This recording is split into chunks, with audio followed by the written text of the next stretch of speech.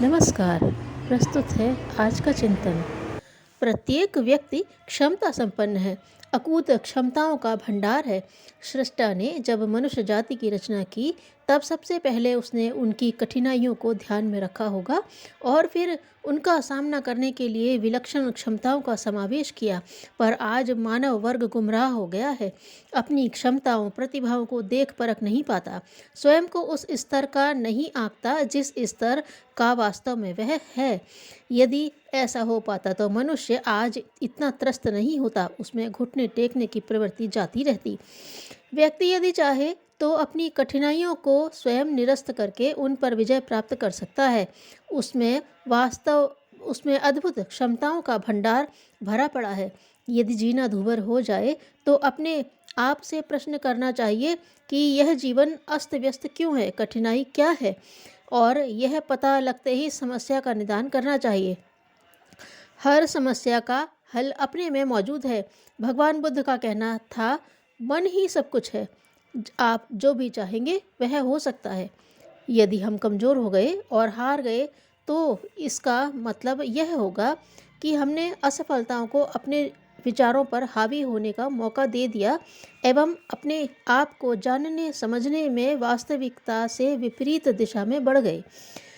यह स्वयं को अंधेरे में भटकाने जैसी बात होगी तथा इससे क्षमताएं कुंठित होंगी।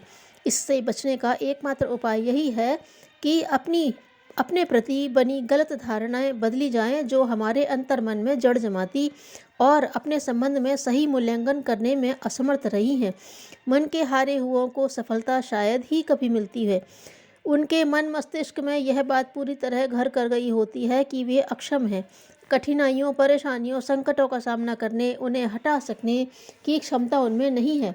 फलतः यदि कहीं असफलता के चिन्ह दृष्टिगोचर होते भी हैं तो उन्हें स्वीकार एवं ग्रहण नहीं हो पाते। इसके विपरीत सशक्त मनोबल वालों के सामने बड़ी विघ्न बाधाएं भी नतमस्तक हो जाती हैं, कारण कि वे हर प्रकार की समस्याओं का हल निकालने के प्रति आशावादी दृष्टिकोण रखते हैं। अस्तु अंततः वे सफल भी होते हैं। व्यक्ति लगातार चिंतन के द्वारा किसी भी परिस्थिति को पार कर सकता है, चाहे वह गरीबी से संबंधित हो अथवा पाप से, स्वास्थ्य संबंधी हो अथवा डर भ्रम से। हम में से अधिकांश सृजनात्मक शक्ति का महत्व ही नहीं समझ पाते तथा उस शक्ति की पूर्णतः अवहेलना कर देते हैं।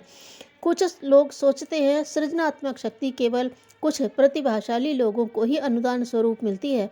वस्तुतः ऐसी बात नहीं है। हर व्यक्ति में अपने व्यक्तित्व और भविष्य की इच्छित निर्माण कर सकने की क्षमता विद्यमान है। माइकल डूरी का कहना है कि सृजनात्मक शक्ति प्रत्येक मनुष्य में जन्मजात रूप से निहित होती है, परंतु उस सामर्थ्य का उपयोग करना साहसी, धैर्यवान और प्रयत्नशील लोगों से ही बन पड़ता है। आधुनिक खगोल विज्ञान के जनक सर विलियम हर्शचेल ने जब सर्वोत्तम दूरबीन बनाने का विचार किया तो उन्हें पहले कांच पीसना और आईने पर पॉलिश चढ़ाने का काम सीखना पड़ा।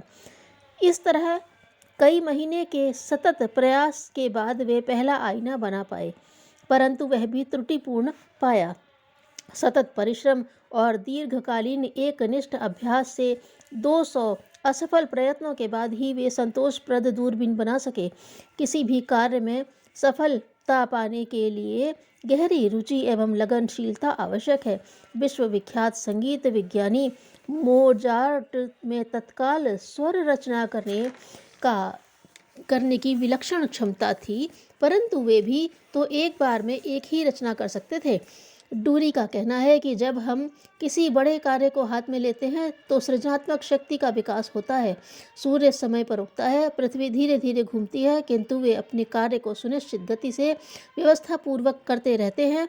यही सृजनात्मक शक्ति का स्वरूप एवं रहस्य है।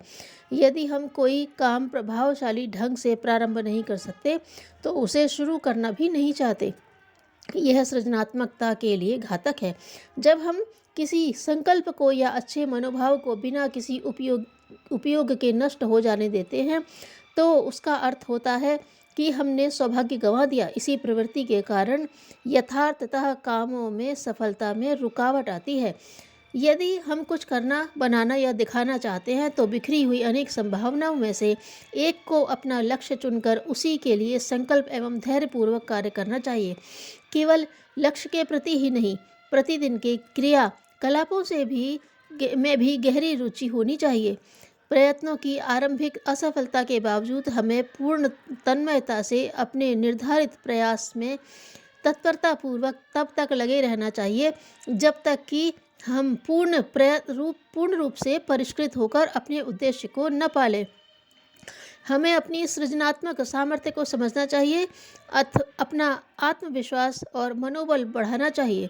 यदि ऐसा किया गया तो सफलता मिलने में कोई संदेह नहीं रह जाता है। भगवान को ध्यानमग्न देखकर नारद जी ने लक्ष्मी जी से कारण पूछा, तो उन्होंने बताया कि वे अपने सबसे बड़े भक्त पृथ्वीवासी एक व्यक्ति की उपासना कर रहे हैं। अपने में से भी एक बड़े भक्त को देखने को व्यग्र नारद वापस लौट पड़े। कितने ही दिन वे खोए खोए घूमते रहे। एक दिन वे गांव के बाहरी रास्ते से निकल रहे थे। चमड़ी की दुर्गंध उनके चरणों की गति को और भी तीव्र कर रही थी। उन्होंने जैसे ही दृष्टि उठाई, पशु चर्मों से घिरा एक मैला कुचैला व्यक्ति दिखाई दिया। वह पसीने में लथपथ चमड़े की सफाई में व्यस्त था। नारद जी समझ गए, हो न हो यही विष्णु का परम भक्त है, जिसका चित्र उस दिन बड़ी निमग्नता के साथ बनाया जा रहा था। अनिच्छित उनके चरण वहीं रुक गए। तीव्र दुर्गंध के कारण वे उस व्यक्ति के पास तो न जा सके, परंतु उनके मन में जिज्ञासा जागृत हुई कि इनकी दिनचर्या का निरीक्षण तो करना ही चाहिए। वे दूर खड़े नाक पर हाथ लगाए उसके कार्यों को ध्यानपूर्वक देखने लगे। चमड़े के ढेर को साफ करते करते शाम हो गई। नारद ने सोचा, शायद अब किसी मंदिर में जाएगा और अपने निवास पर ही भगवान का नाम स्मरण करेगा, या अपने निवास पर ही भगवान का नाम स्मरण करेगा। पर उसके द्वारा ऐसा कुछ भी नहीं हुआ। अब तो उनके क्रोध की सीमा न रही। वह सोचने लगे कि एक अधम व्यक्ति को मुझसे श्रेष्ठ बताकर मेरा अपमान किया है। कहीं भक्त ऐसे होते हैं। अंतः से आवाज़ आई, थोड़ी देर और इनकी गतिविधियां देखनी चाहिए। अंत में वे रुक गए। वह व्यक्ति तो अपने कार्यों में लगा ही था। जब रात होने लगी तो उसने चमड़े के ढेर को समेटा। जितना चमड़ा दिन भर में साफ कर लिया था उसे एक गठरी में बांधा, और जो चमड़ा साफ न हो पाया था उसे एक ओर समेट कर रखा।